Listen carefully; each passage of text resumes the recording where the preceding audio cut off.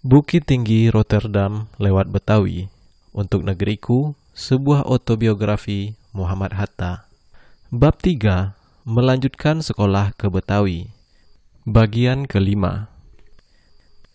Selama berjalan-jalan malam itu, Bahdar Johan dan aku bertukar pikiran tentang berbagai hal yang mengenai tanah air.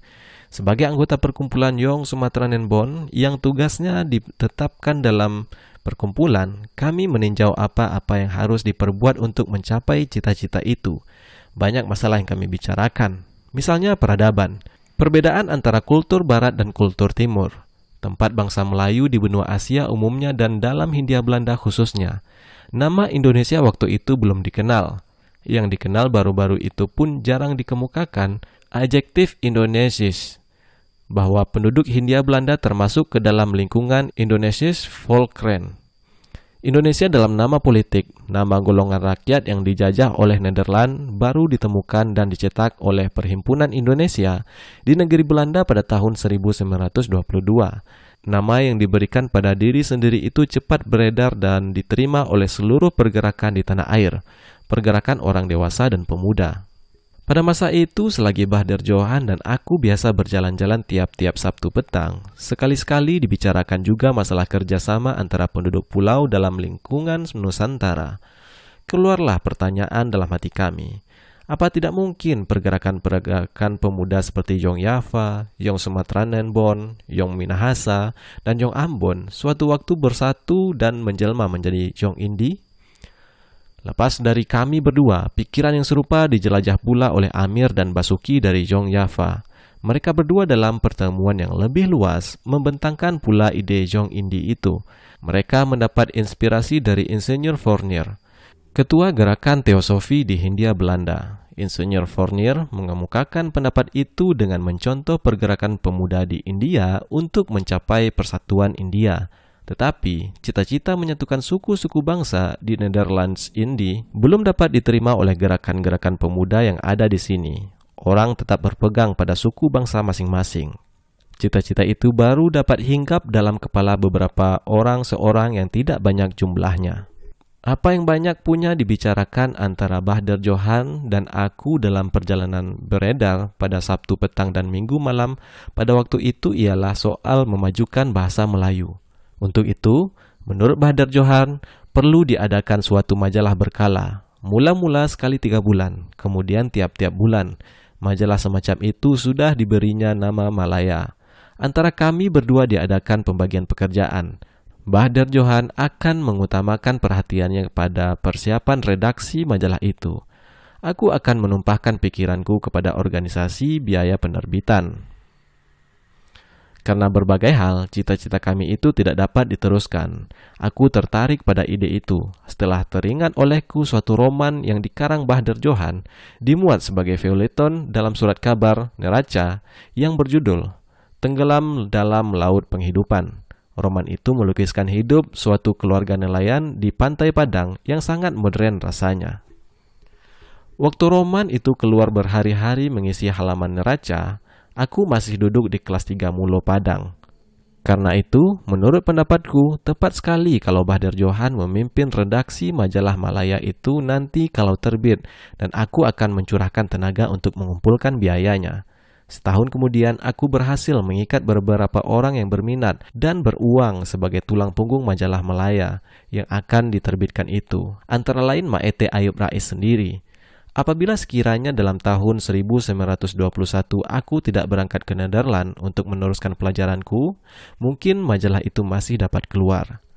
4 bulan pertama aku bersekolah di Betawi, aku masih tinggal pada Engku Raja Bangsawan. Pergaulanku di sana baik sekali, cuma rumahnya terlalu kecil untuk kami semuanya. Kamar tidur cuma 1, untuk tuan dan nyonya rumah dengan anaknya seorang. Kamar di muka yang sedianya untuk kantor kerja ditempati oleh Abisin Abbas. Tempat tidurku terletak di ruang tengah dengan ada sebuah meja kecil di sebelahnya untuk bekerja. Raja Bangsawan mempergunakan meja makan yang terletak di kamar tidurnya untuk bekerja. Untunglah ia tidak saban hari membawa pekerjaan ke rumah dari kantor. Waktunya banyak terbuang yang dipergunakannya untuk membaca, bersenda gurau dengan anak bini dan omong-omong dengan tetangga. Engku Loyo yang bekerja pada KPM. Serambi di muka yang kecil yang cuma memuat 2 kursi dan 1 meja kecil sering dipakainya untuk membaca. Sungguh pun rumah kecil, hati kami tinggal di sana lapang. Dengan Abisin Abbas, sering aku omong-omong tentang pelajaran umum dan pelajarannya sendiri. Kadang-kadang ia ikut membaca buku Quark the Socialist. Dibacanya sewaktu-waktu jilid yang tidak kubaca. Lambat laun tampak olehku bahwa ia tidak banyak menghafalkan pelajaran sekolah. Hampir setiap waktu kulihat dia mengarang. Rupanya ia mengasah dirinya menjadi seorang pengarang. Angka-angka pada rapornya yang mulanya bagus, lambat laun menjadi rendah. Hanya untuk bahasa, angka-angkanya baik. Pada masa itu, murid sekolah Mulo masih mendapat rapor sekali sebulan. Pada waktu itu, Abisin Abbas mulai menukar minatnya untuk belajar untuk pengetahuan umum ke jurusan Tonil dengan memulai komedi bangsawan. Dengan Engku Loyok, tetangga kami, sering juga aku bercakap-cakap tentang keadaan dan pergerakan. Kalau ada pidato-pidato pemimpin pergerakan di tanah lapang Gambir, pasti kami diajaknya pergi mendengarkan. Dia pernah menjadi anggota NIP, National Indische Party, sebelum dibubarkan oleh pemerintah Hindia Belanda. Bagi dia, tidak adalah pemimpin pergerakan yang lebih besar dari Douwe Dekker, Cipto Mangunkusumo, dan Suwardi Suryadiningrat. Dialah yang menceritakan kepadaku sejarah pergerakan itu secara pendek dari mulai berdirinya hingga partai untuk orang yang menyebut dirinya sebagai orang Hindia ataupun ia Bumi Putra, Cina atau Indo-Belanda. Pergerakan itulah yang terus terang menyatakan tujuannya, Hindia lepas dari Nederland. Dan karena itulah mereka dalam tahun 1913 dibuang oleh pemerintah Hindia Belanda ke negeri Belanda. NIP dibubarkan, tetapi dalam tahun 1919 mereka sudah kembali. Sungguh pun tidak masuk salah satu partai yang ada, sekali-sekali ucapan yang tajam pernah juga mereka lontarkan terhadap pemerintah. Dr. Cipto menjadi anggota Volkskrad dan suaranya sangat tajam. Sayang, Douwe Dekker tidak dapat mengikat orang Indo menjadi orang Hindia. Orang Indo inginnya tetap menjadi orang Belanda, artinya tetap menjadi alas kaki Belanda. Dari Engku Loyok itulah aku menerima sebuah brosur yang baru terbit sebagai buah tangan Alimin. Waktu itu Alimin masih seorang pemimpin Serikat Islam. Menurut Engku Loyok, Alimin meminjamkan namanya, tetapi pengarangnya ialah Douwe Dekker. Alimin, katanya, mau meminjamkan namanya sebagai penulis sebab ia sangat setuju dengan isinya. Ia ceritakan bahwa Alimin mulanya anak orang miskin, tetapi karena pintarnya, ia diambil sebagai anak angkat oleh Dr. Hazeu, Advisor in diese Sachen. Alimin disekolahkannya sampai masuk HBS mencapai kelas 2. Selama di HBS, hatinya tertarik pada Serikat Islam dan masuk menjadi anggota pergerakan itu. Ia tinggalkan sekolah untuk semata-mata mencurahkan tenaganya bagi pergerakan. Karena itu, rengganglah perhubungannya dengan bapak angkatnya. Engku Loyok itu rajin sekali mengikuti perkembangan politik, tetapi ia tidak mau masuk ke dalam partai yang ada pada waktu itu.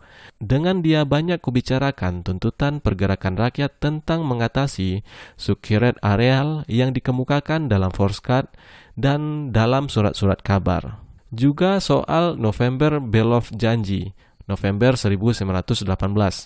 Sering kami perbincangkan di waktu itu. Aku sendiri hanya membaca di surat kabar tentang itu. Isinya yang sebenarnya dengan kata-katanya sendiri belum ku ketahui. Hanya Engku Loyok menyatakan pendapatnya.